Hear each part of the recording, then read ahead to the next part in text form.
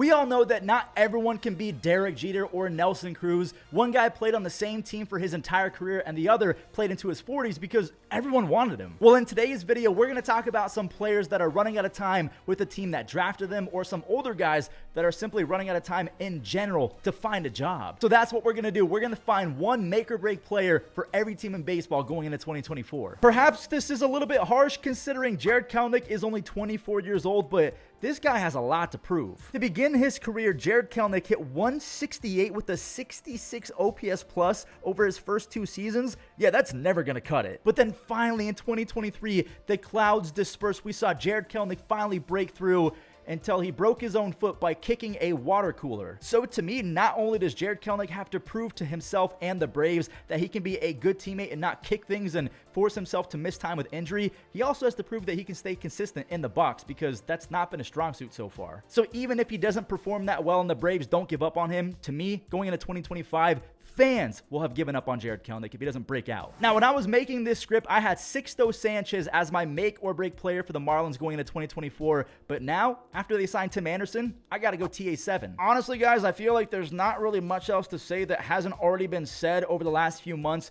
His career has taken a nosedive, not only because he was pretty bad last year simply when it came to defense, hitting, he was bad at everything, but also that unfortunate day in Cleveland where he had an entanglement with J-Ram. Yeah, the perception of Tim Anderson has absolutely tanked, and for his sake, I'm praying that he bounces back. I almost went the harsh route again and chose Brett Baty for the New York Mets. I'm not going to do that. I'm going to have a little bit of leniency because he hasn't played the same amount of games as Jarred Kelenic. I'm going to go Luis Severino. Now, Brett Baty has been awful in his short time in the big leagues. He's at a 65 OPS plus, but Luis Severino, he's fighting for his life right now. Okay, that's a little bit dramatic, but we saw what Luis Severino did in 2023, and it was a sight for sore eyes. He had a negative 1.5 WAR and a near 7 ERA.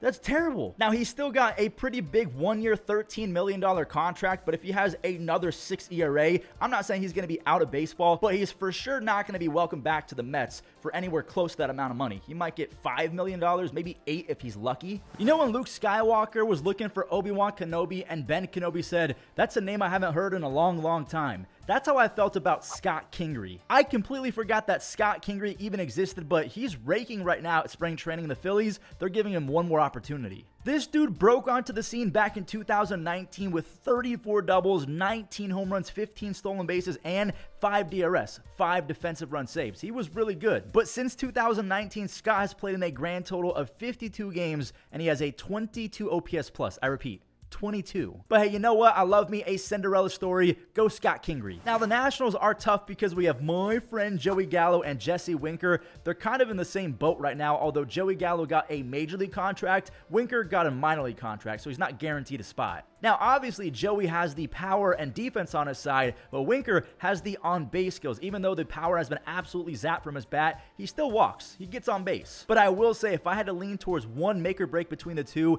Jesse Winker's probably my pick considering he's on that minor league deal. He's been awful for a couple years now. There's no speed or defense. If he doesn't rake, he doesn't have a spot in Major League Baseball. The Cubs were a little bit weird as well because I could go with Michael Busch, but I'm not going to do that because he doesn't have a ton of ABs. I'm actually going to go with Jameson Taillon, who was pretty decent down the stretch of last season, but in the first half, he was maybe the worst pitcher in baseball. In the first half of 2023, Jameson almost put up a 7 ERA over 14 to 15 starts. Again, he was one of the worst pitchers in baseball. So just like we talked about with Jarred Kelenic, he can probably still struggle and make the team going into 2025. The Cubs have to pay Taillon, so I don't know if he's going to go anywhere, but he could be relegated to the bullpen if he can't replicate that success that he had in the second half. Again, he had a 3.7 ERA in the second half, a near 7 ERA in the first half. You can't be making $70 million and being the worst pitcher in baseball. So yeah, the team might not drop you, but fans, they won't trust you at all. Before the Yankees traded for Frankie Montas, he was one of the more terrifying starting pitchers in all of baseball. He was a right-handed flamethrower that threw a 101 mile-per-hour sinker. He had a devastating splitter as well. You did not want to face Frankie Montas. But the reason why this is a make or break year for Frankie Montas is the fact that he hasn't really played over the last few seasons. He has been injury prone to the max, and also the second year on his contract is a mutual option. The Reds can say, nope, we're not going to accept your contract. We're not going to pay you $16 million. Now, when he's playing well, he deserves that much money. But obviously, if he tanks again, the Reds are going to cut bait, and he'll be done with them. The Brewers' make or break player, this might be unfair considering it's not really his fault, but Joey Wiemer is absolutely in a make or break season. And I say that because the Brewers already have Christian Yelich in left field. They're going to have Jackson Chourio in center field. So for right field's sake, that's either going to be Sal Frelick, Garrett Mitchell, or Joey Wiemer. And to me, I feel like Garrett Mitchell has a higher ceiling. So if Joey doesn't come back and actually improve on his on-base skills, he's not going to have a job with the Brewers, at least in my opinion. Was he a defensive god? Absolutely. Is he an athlete? Yes, he's one of the best athletes in baseball. He has all the tools in the world aside from not striking out. For the Pittsburgh Pirates, I'm going to go with a former 5-time top 100 prospect in baseball. You heard that right. From 2016 to 2020, Brent Honeywell was a top 100 prospect all 5 seasons. Unfortunately, injuries, poor performance, and regression have really dampened Brent Honeywell's ceiling, and he wasn't very good last year. Now, I'm happy that a team like the Pirates exists where they give flyers to misfits like Brent Honeywell and older guys that don't really have a lot of time left in baseball, and he's gonna have to really show out because this could be it. In 56 big league innings, he only has 49 strikeouts and a whopping 5 ERA. He's just unfortunately one of those guys that had all the talent in the world, but injuries really robbed him of that nasty stuff. And I will say he is going into his 29-year-old season, so there is some light at the end of the tunnel. Sometimes pitchers don't break out until they're 32, 33 years old. Just ask Jake Arrieta, so maybe that's the case. If you've ever played MLB The Show, you know a thing or two about Dylan Carlson because he's one of the more fun players to use because his swing is so good and he's a switch hitter. But since 2021, when he broke out for 18 home runs and a near 120 OPS plus, he's been absolutely awful. He's hitting .230 with a 92 OPS plus, and last year, I don't even think he could stay healthy. Now, just like Brent Honeywell, but even more so, age is definitely on the side of Dylan Carlson. He's only 25. I thought he was like 27, maybe pushing 28. Again, I don't know if it had something to do with injuries, but Dylan was not the same guy athletically last year. The defense was not as good. The arm, it was still there, but the sprint speed definitely was diminished. At this point, I don't know what Dylan Carlson's ceiling is, and the Cardinals have so many guys on the come up, especially a young guy by the name of Victor Scott. If Dylan does not actually perform like Dylan Carlson, Victor Scott is going to take this man's job. You saw they already gave up on Tyler O'Neill. They'll have no problem shipping Dylan Carlson for Shane Bieber. Let's talk about the Arizona Diamondbacks and their make or break player. Yes, we are talking about a 2023 All-Star, Geraldo Perdomo. Fuzzy, what do you mean we're talking about Perdomo? He had a .353 on-base percentage and made an All-Star team. How is he a make-or-break player? Well, the Diamondbacks do have a super prospect by the name of Jordan Lawler on the horizon, and Geraldo Perdomo, he was pretty bad in the second half. When you take into account that he had a 57 OPS plus in 2022, he breaks out in the first half of 2023 and then reverts back to normal with a near 70 OPS plus in the second half of last season. It's just not good. It's not good at all. And when you have a young super prospect basically on your tail, ready to take your spot, you have to be perfect, and he wasn't that last year. Or at least he wasn't down the stretch. I do want to tip my cap and say he was very good in the first half, but they figured him out. They did. All right, let's talk about the Rockies and their 3rd overall pick from the 2015 draft. He was drafted that long ago? I feel old. Brendan Rodgers is entering his age 27-year-old season, and he's only really been good for 1 season. For his career, though, he's been extremely underwhelming. He's hitting .265 with an 89 OPS plus over nearly 320 games, and last year, he hit .258 with an 80 OPS plus. Again, when you have young guys like Ezekiel Tovar and some of their other young prospects with the Rockies, I think his name is Aldemar. What's his name? His name is Adal Amador. He's going to be really good, and yeah, he's about to take Brendan Rodgers' spot. Now, when Rodgers is right, the exit velocities and barrel rates are actually fairly encouraging. It's just he's not right very often. He's injured frequently. The Dodgers aren't really worried about James Paxton, but I think James Paxton should be worried about James Paxton. We saw Corey Kluber have to give up on the game of baseball because he just couldn't get the job done, and in the second half of last year, Paxton proved that time's ticking. It really is. I was incredibly encouraged by what I saw when James Paxton first debuted with the Red Sox. In the first half, he had a 2.7 ERA in 10 starts. After that, though, it got bad. A 7 ERA over his final 40 innings with only 37 strikeouts, compared to the first half where he had 64 strikeouts in 56 innings. Again, he was lights out. And because he's on a 1-year deal, if he doesn't show out, to me, this is probably it for Big Maple. He's got to get it done. I really hope that Luis Patinho has a credit card that rewards him for traveling, because how many teams has he been on lately? So he came up with the Padres, then he was sent to the Rays, I believe in the Blake Snell trade, then he went from the Rays to the White Sox, Sox, and now he's back with the Padres for 2024. He wasn't even a starter last year. He played in 9 games, only one of them was a start, and in 21 innings, he allowed 14 walks with only 18 strikeouts, and by the way, he allowed 11 runs. He had a 4.6 ERA and only a 7.5 strikeouts per 9. His walks per 9 was almost matching that. He had a 5.8 walks per 9, and we're talking about a guy that a lot of us consider to be a surefire future ace. He was the 19th overall prospect in 2021. Yeah, he's been anything but a future ace since he debuted. Last but not least for the NL, we have the San Francisco Giants and Joey Bart. This makes me so sad. Joey Bart was supposed to be the Buster Posey replacement. I know those are lofty expectations and that's a lot of pressure, but I thought Joey Bart had the talent to actually accomplish that. We saw glimpses of his power in 2022. He had 11 home runs, but last year in 87 at-bats, he didn't go yard one single time, and he had a 47 OPS plus. What is that? And now that they have Patrick Bailey as what seems to be their everyday catcher, there's just not really much else to say about Joey Bart and his journey with the Giants. To me, if he does not break out of nowhere and have 20-something home runs as the DH, I hate to say it, but he's done with the Giants. All right, you guys are going to have to hear me out for this next player, the Orioles and Craig Kimbrel. This is why I believe it's a make or break year. He's 35 years old, and this could potentially be a make or break year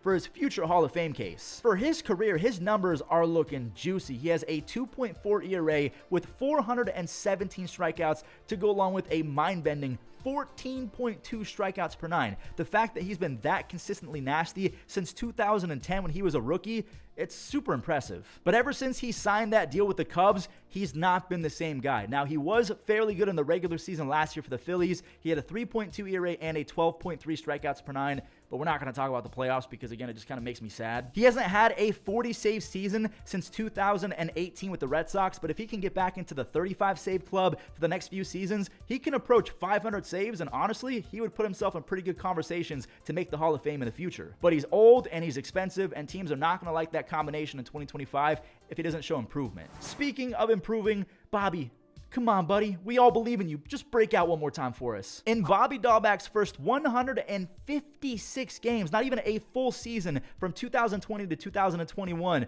he had 33 home runs and a 114 OPS plus and a 511 slugging. Those are really impressive power numbers. Unfortunately, though, because of the regression and the decrease in playing time from 2022 to 2023, he only has 13 home runs over his last 140 games and a pretty bad 76 OPS plus. But the thing about Bobby that you have to remember, he's one of the best athletes in baseball. He was top 30% in sprint speed. That's not the best, but at 6'4", that's pretty quick. And also, he hits the ball as hard as anyone in the game. When he makes contact, which is kind of rare, the cover gets ripped off of it. I'm not saying that Bobby's time in baseball is almost over, but with the Red Sox, it's looking likely. So you know how we just talked about Craig Kimbrel being a make or break player for the Orioles? I'm going to go with Giancarlo Stanton for the Yankees for the exact same reason. His Hall of Fame candidacy depends on this year. Despite hitting 191 with an 87 OPS plus last year, Giancarlo still had 24 home runs in 101 games. Again, the power is still absolutely legit. And if Giancarlo wants a spot in the Hall of Fame, he's going to have to mash his way into it. We're talking about a 5-time All-Star, a former 2017 NL MVP who had 59 home runs in a single season.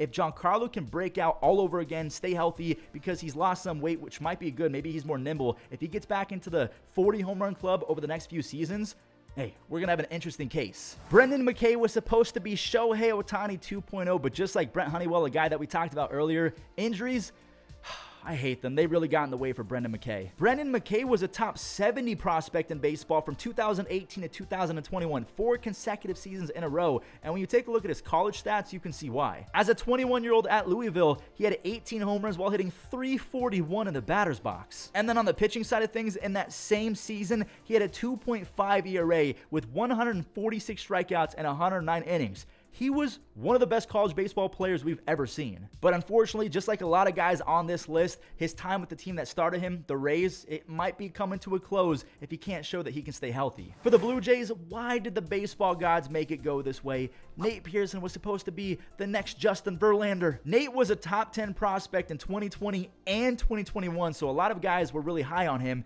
Just unfortunately, he can't put the pieces of the puzzle together at the big league level. In 75 career innings in the big leagues, he does have 79 strikeouts, so he is decent when it comes to striking guys out. But he has a, wow, I didn't know it was that high, a 5 ERA in those 75 innings. As a rookie in 2020, he was a starter. In 2021, he was converted into a reliever. He missed all of 2022, and last year in 2023, he didn't start a single game. So the days of Nate Pearson being a starting pitcher are probably over. I just hope that he can transition into being a dominant reliever. Just send him to the Rays so they can fix him. What about that? Moving on to the Chicago White Sox and their make or break player. This one is fairly easy for me.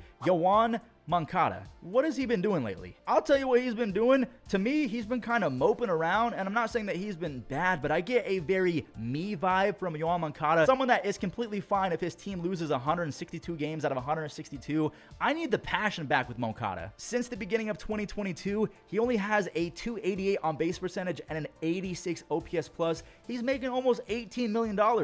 Come on. And this is coming from someone who loves Moncada's game. I think that he has the prettiest swing in baseball right now. Just at some point, it doesn't mean anything if your swing is pretty if you're not performing well. Miles Straw is all-time great defensively as an outfielder. He's also all-time bad in the batter's box. The Guardians quite literally think they can win a World Series without hitting home runs. They genuinely think speed and getting on base and good defense is how you win. No, you win World Series with great pitching and home runs. And these numbers almost don't even seem real. Since the beginning of 2022, Straw has played in 300 games. He has 1 home run and a 67 OPS plus, which sucks because when he first got traded from the Astros to the Guardians, in his first 60 games, he hit 285 with a near 370 on base. He does like to take his walks and doesn't strike out a lot, but he's been doing none of that lately. I hate to say it, but one of my favorite players in baseball, Akil Baddoo, the bad man, he's been pretty bad, man. Now, Akil Baddoo does still have some tools. 11 home runs, 14 stolen bases, and a 310 on base percentage. Those aren't terrible numbers, but the Tigers, just like the Guardians, they have a lot of good prospects on the way. Parker Meadows is going to be fighting for some time in the outfield. They already traded for Mark Canha. I feel like Akil Baddoo already kind of lost his job. But again, because he has an 8 DRS over the last 2 seasons, he's very good on the bases. He's going to get some opportunities, but because he was a Rule 5 draft pick, they don't have a lot to lose at this point. If they cut bait, I don't think they're going to be that upset. Speaking of cutting bait, the Royals couldn't even do that with their former 4th overall pick in 2020, Asa Lacy. He went unprotected in the Rule 5 draft, and then no one picked him up. They could have gotten him for pretty much nothing. They said, no, we don't believe in him anymore. Do you guys remember just how good Asa Lacy was as a college player at Texas A&M? He had a 2.1 ERA as a junior, and then as a senior, a 0.75 ERA. I genuinely thought he was a lock, like a bona fide lock to be a future Chris Sale. It's just injuries and regression, like Brent Honeywell and a couple other guys really zapped his powers. They wanted to try and fix him, and they tried other coaches, so they brought him up to Double-A, even though he didn't deserve it. Those coaches couldn't fix him either. An 11 ERA in 20 innings. For the Minnesota Twins, we're going with the Sheriff, Chris Paddack. I thought that this guy was going to be special. When he came up with the Padres, he was really good. Back in 2019, as a rookie, Chris Paddack had a 3.3 ERA in 26 starts and a near 10 strikeouts per 9. That's 153 strikeouts and 140 innings. He was very impressive, and he didn't walk a lot of guys either, and he still doesn't walk a lot of guys. Chris Paddack was throwing absolute cheddar when we last saw him, so the velocity, it keeps going up now that he's a reliever. I don't know if he's going to be a 4 or 5 starter for the Twins. Maybe they try and work his arm up like the Yankees did with Michael King, and then he can possibly start 20 to 25 games. Not sure if it's going to happen. Paddack has all the talent in the world. He's only 28 years old, so there's still time left. I just got to see it. Because since his rookie season, Chris Paddack has a near 5 ERA.